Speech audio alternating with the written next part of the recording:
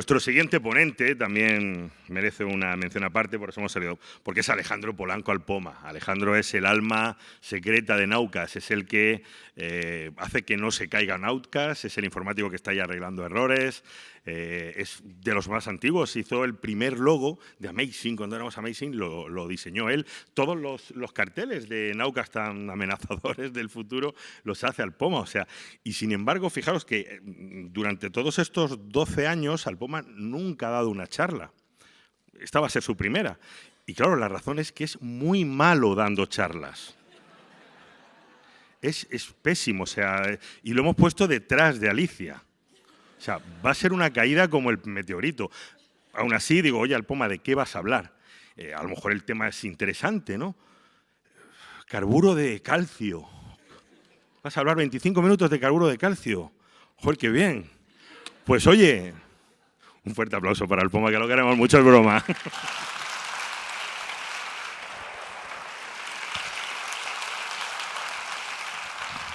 Vamos a ver. ¿Se oye? Vale. Esto da miedo, ver tanta gente ahí. Yo estoy acostumbrado a no ver a mucha gente durante días, así que esto es terrorífico. Esta mañana estaba leyendo en un feed, en internet, una nota de prensa que listaba a todos los ponentes hoy y decía: Alejandro Polanco hablará sobre el petróleo.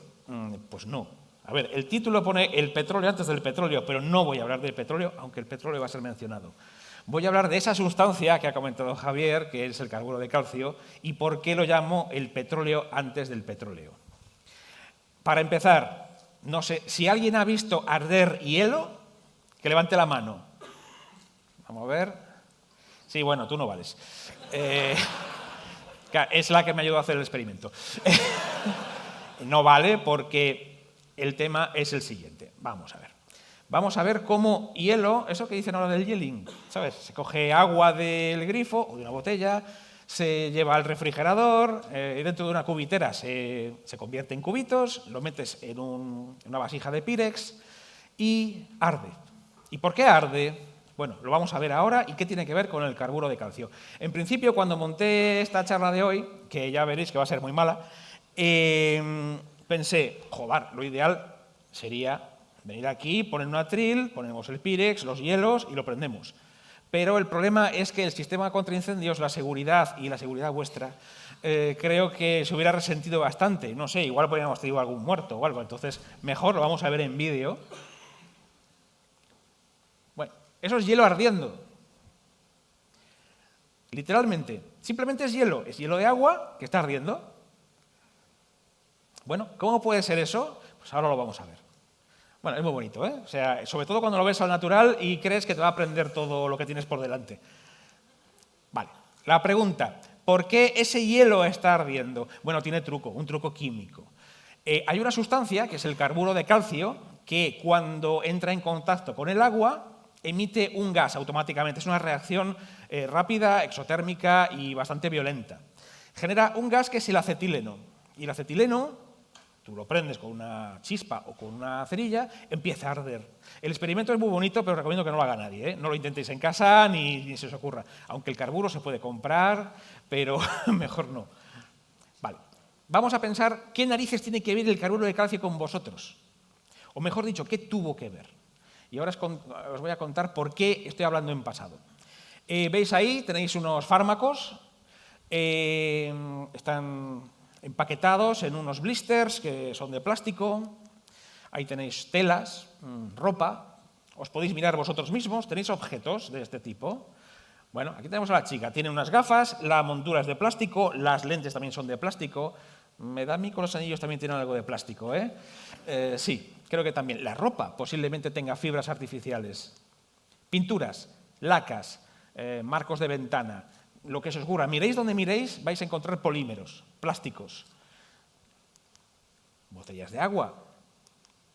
Todo eso se fabrica hoy en día, ¿con qué? Con petróleo. El petróleo es la base de prácticamente todo lo que llevamos encima, desde los polímeros en las zapatillas, el plástico con el que está hecho este pequeño mando, el plástico con el que está hecho la televisión.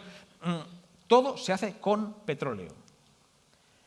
Naucas En Valladolid se plantea como una serie de charlas en las que se habla del futuro. Pero como yo siempre voy al revés, voy a hablar del pasado. Hoy en día todo eso se fabrica con petróleo, pero hubo una época en la que no se hacía con petróleo, se fabricaba con otros productos. Por ejemplo, el alquitrán de hulla, que es un tipo de carbón. Uno de esos productos era el carburo de calcio, ese que hace arder el hielo. Y durante varias décadas, el carburo de calcio, y a partir de él y del acetileno, que es el gas que se extrae entrando en contacto del carburo con el agua, se fabricó todo tipo de cosas en este país, sobre todo en la época de la autarquía, años 50, 60, a partir del carburo. Por eso lo he llamado transiciones. ¿Qué tiene que ver esto con el pasado y el futuro? Porque cambiamos en esa época, a mediados de los 80, una materia prima que era el carburo por otra que es la que usamos ahora, que es el petróleo. Vamos a ver cómo. Esto es un estudio que hice, que luego se convirtió en un libro. Si alguien no se aburre mucho, pues puede buscarlo por ahí, que es la historia de cómo la mayor factoría de carburo de este país y, por tanto, una de las mayores plantas de fabricación de productos químicos de España estaba en mi pueblo, porque encima voy a hablar de mi pueblo, ¿vale? Estaba en Guardo, en el norte de Palencia. Supongo que muchos han oído hablar de este pueblo, pero pocos saben que la mayor factoría de productos químicos de base, sobre todo de plásticos, en España, estaba allí, en Castilla y León, en el norte de Palencia, en la montaña. Todavía conservo, eso es un bote que tengo siempre en el escritorio, que es pequeñito, de hecho supongo que sería de cápsulas o algo así, que en el interior conserva un poco de polvo de carburo de calcio. Ese carburo fue fabricado en la factoría de Guardo en los años 60-70. Cuando yo era pequeño, Guardo olía a carburo, obviamente porque tiene un olor muy, muy característico. El carburo huele a carburo no por carburo, sino por las impurezas, por ejemplo, fosfuro. Cada vez que quiero recordar el olor que tenía el pueblo cuando yo era pequeño, abro el pequeño frasco y huelo ese carburo y recuerdo cómo olía el pueblo entonces.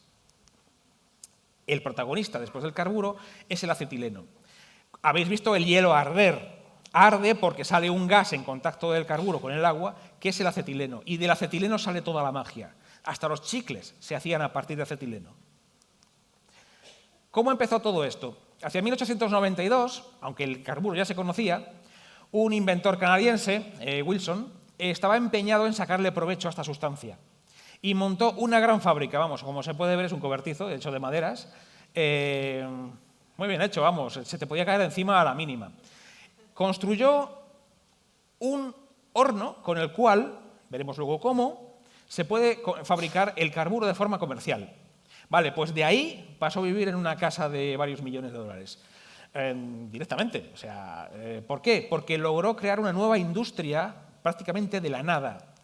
Aquí tenemos a otro hombrecillo, que es Moissan, químico francés, que creo que está haciendo la comida, pero no.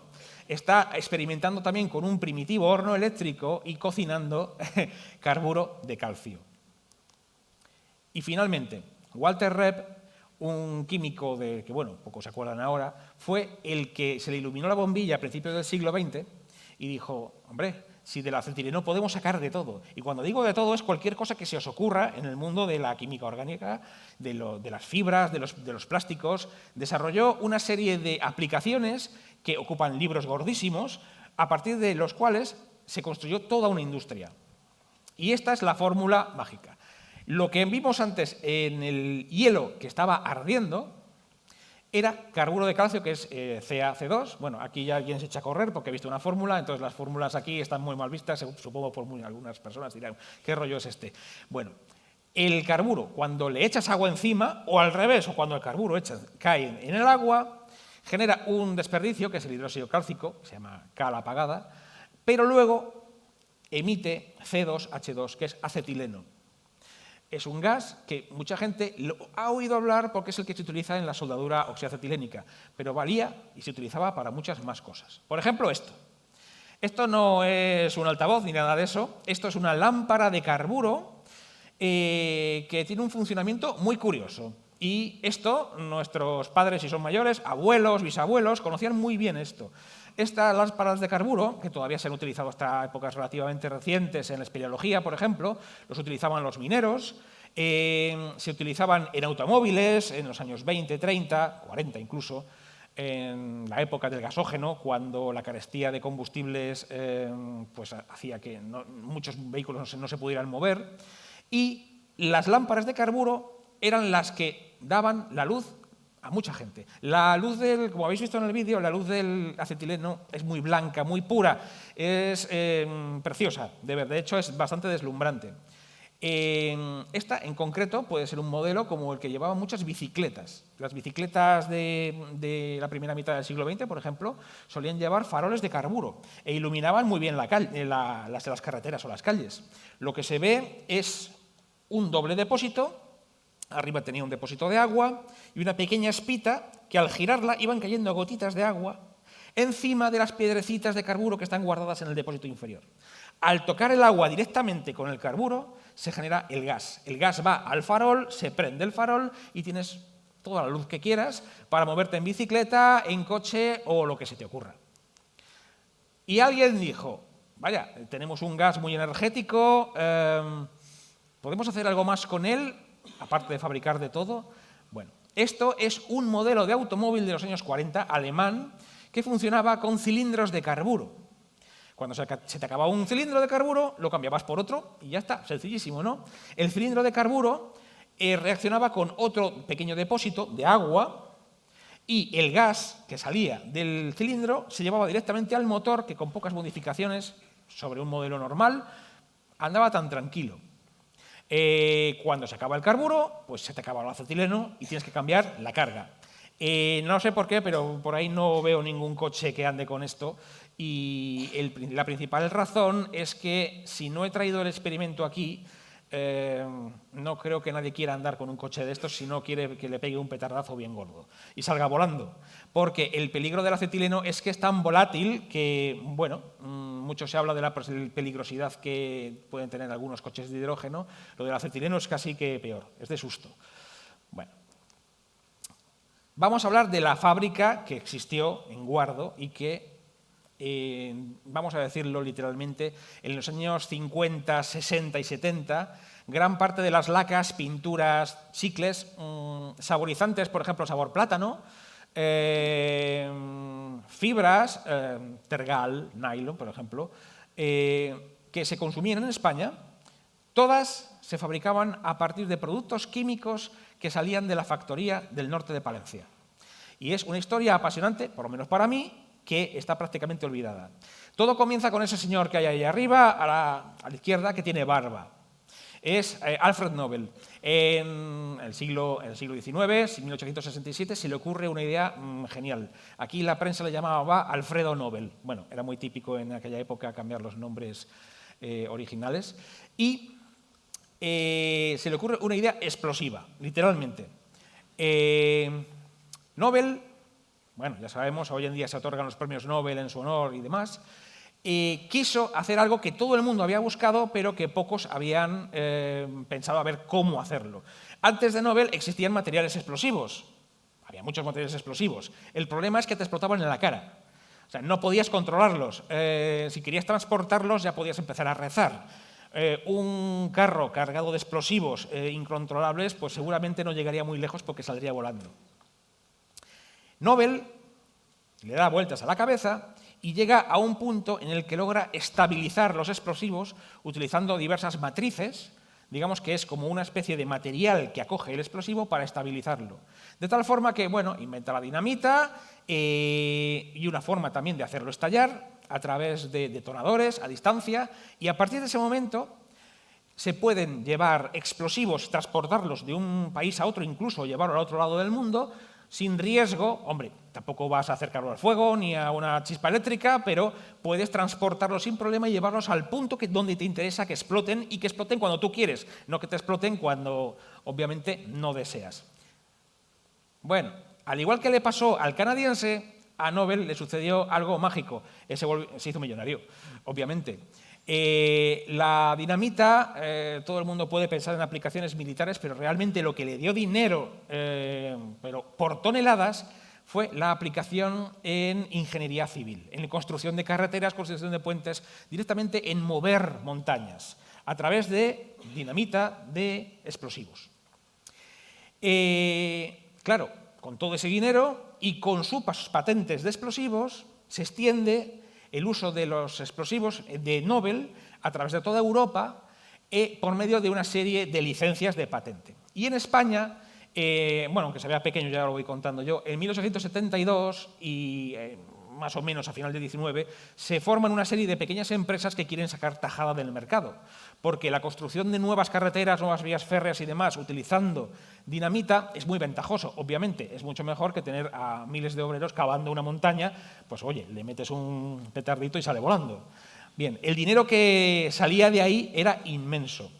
La compañía era la Sociedad Española de Pólvora Dinamítica, que después aglutinó a otras pequeñas empresas y dio lugar a una empresa que seguramente a muchos les sonará porque ha existido hace poco, que es Unión Española de Explosivos.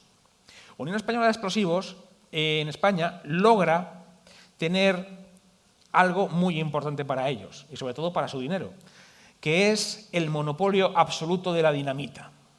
Nadie podía comprar, vender, ni siquiera utilizar dinamita durante muchos años si no era con el permiso de Unión Española de Explosivos. El problema para ellos es que con el cambio de siglo y a principios del siglo XX obviamente todo lo bueno se acaba y el monopolio terminó. De tal forma que otras empresas y otros industriales europeos pudieron entrar en el mercado español para vender dinamita. Durante tanto tiempo te has acostumbrado a tener el monopolio y has acumulado tanto dinero que ya no sabes qué hacer. Entonces, era la jugada perfecta para hundirte.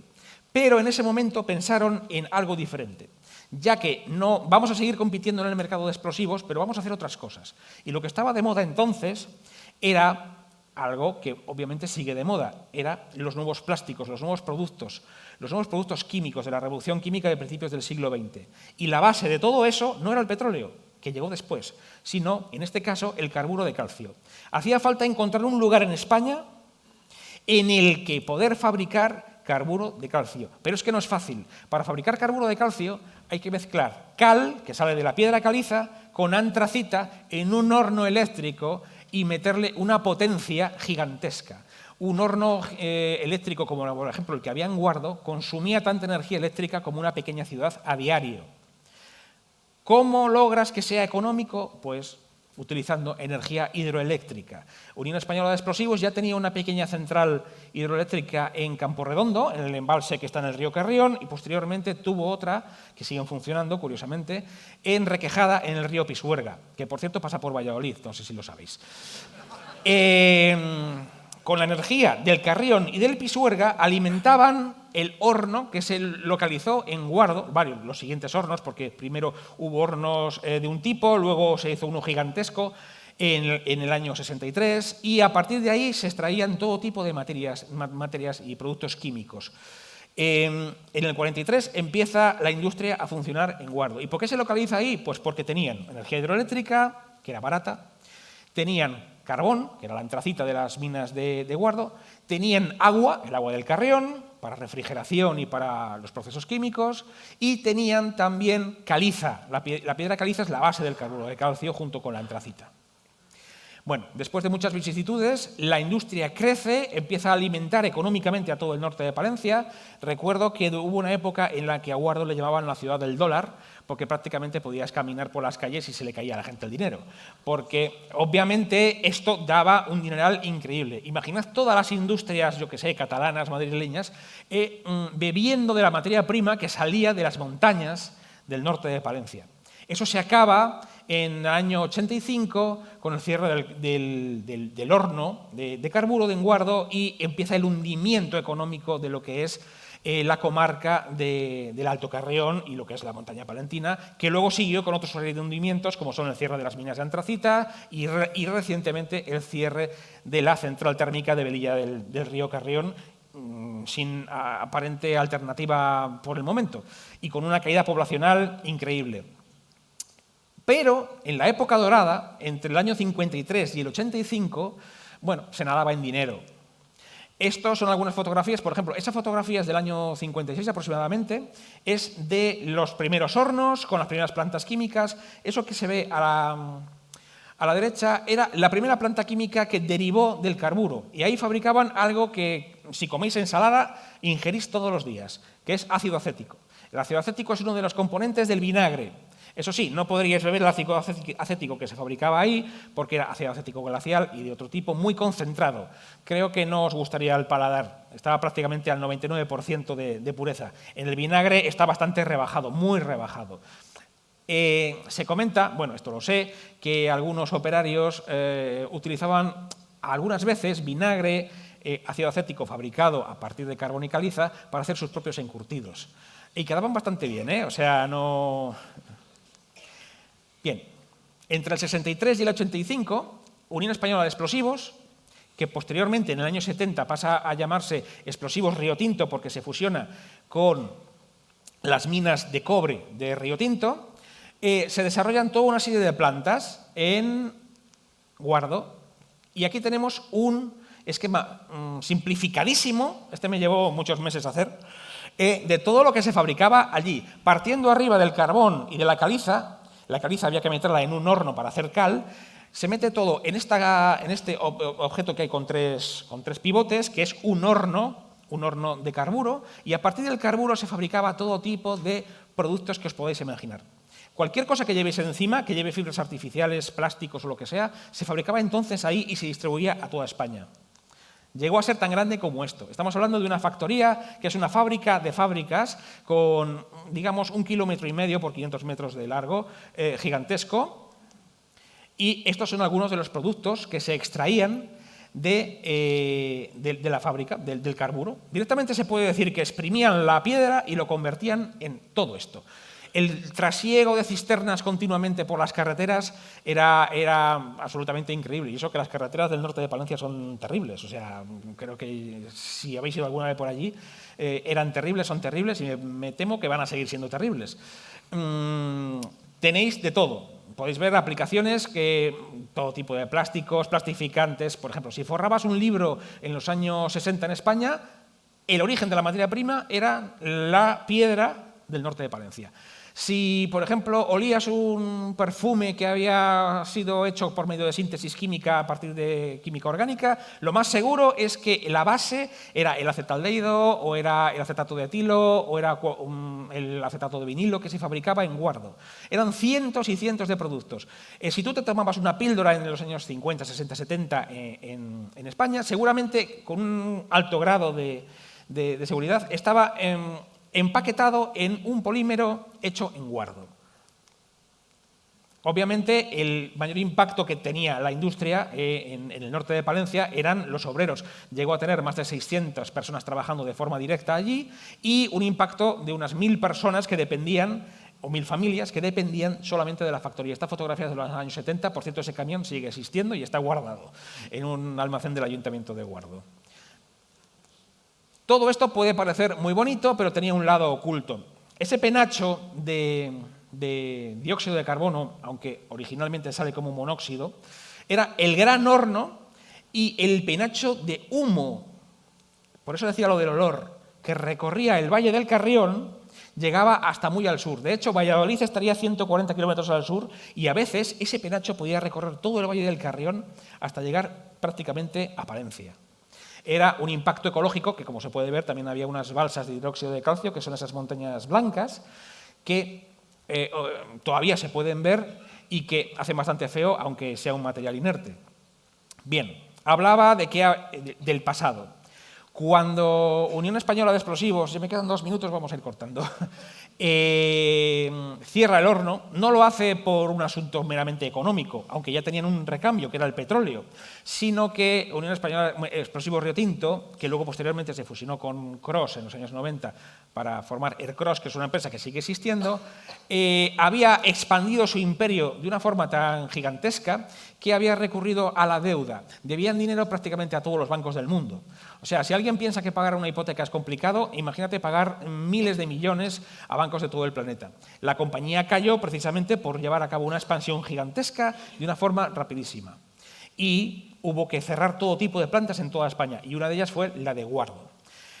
Vamos acabando. Transiciones, decía, del carburo se pasa al petróleo y hoy en día todo eso se fabrica a partir de petróleo en las refinerías. ¿Hay recambio para esto? Y no estoy hablando de combustibles. Sí, es esto. Estamos ahora diseñando lo que se llaman biorefinerías para, sin partir del petróleo, fabricar lo mismo, pero de una forma ecológica y, digamos, neutral en cuanto a carbono. Las biorefinerías parten de madera, parten de vegetales y, sobre todo, parten, un momento, de algas. Sí, me pasé un poco de frenada. Parten de algas que cultivadas permiten extraer todo tipo de compuestos, igual que se saca ahora mismo del petróleo. Entonces, dentro de igual 30 o 40 años, en el Naucas Valladolid del 2080, va a venir alguien que dé una charla un poco mejor que yo y va a decir, hubo una época en la que todo lo que lleváis encima se hacía con petróleo, pero hoy lo hacemos con biorefinerías. Y creo que la peor charla de Naucas de la historia acaba de terminar.